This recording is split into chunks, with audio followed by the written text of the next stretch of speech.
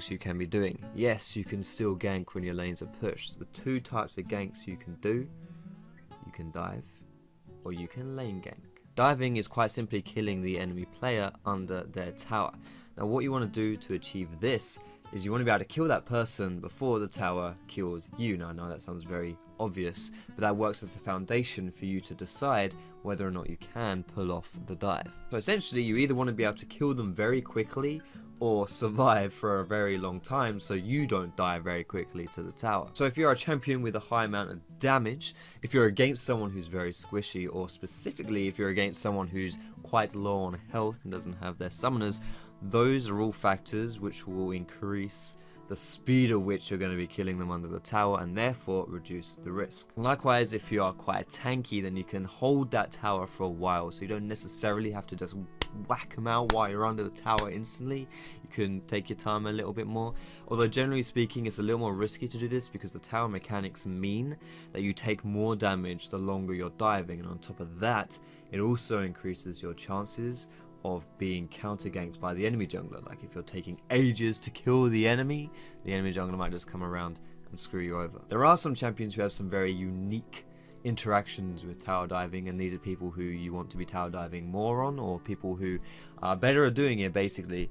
The best examples of that would be someone like Aatrox with his passive. He can just tank tower for literally ever until he dies, because his passive means he's not actually going to die.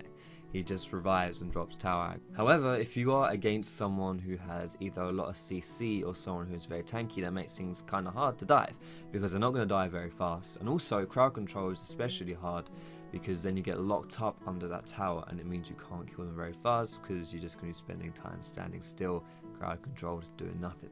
I don't know if you can see either, but Shadow's joined me for these next few points, which we'll be talking about lane ganking. Now, lane ganking is very simple. It is exactly what it sounds like it is. You sneak in through the lane and you hide in one of the side bushes, and then you wait for the enemy to kind of overextend, and then you pounce on them. Lane ganking is still kind of tricky in the mid lane because there aren't any bushes for you to sneak in along the lane, but you can still set something up because it's quite a short lane. Even if it's something like a Twisted Fate, he throws out his gold card, that should give you enough time to jump in, but generally speaking it's a little more tricky unless you've got good synergy between you and your mid laner.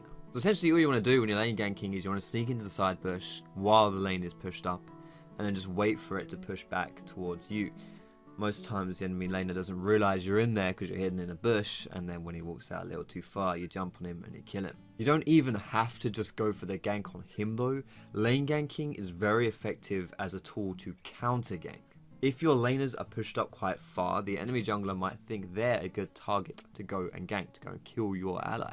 So if you lane gank and you sit in the bush and you wait and the enemy jungler comes around, and you can turn that gank and actually make it work for your favor instead. However, the risk of lane ganking is that if you stay around for too long and you're waiting for the minions to push into you, you could be there for a while and you don't want to spend too much time waiting. Lane ganking is a game of patience, but it's also not something that you want to just waste your time doing, because you will put yourself behind and not get too much out of it. However, if all your lanes are pushed, you don't even have to be ganking necessarily.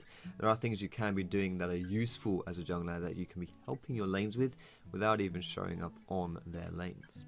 What this generally means is that instead of actually ganking for the lane, you can help protect the lane so that they can't get ganked. First way to do this is quite an obvious one. You can just ward for your allies.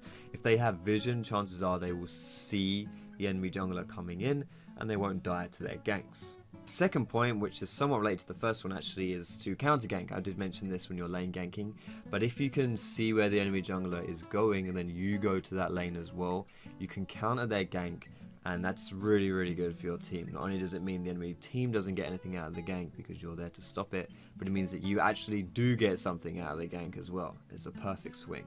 Good vision makes counter ganking very easy to do, because if you can see where the enemy jungler is going, then you know where to go and counter the plays as well.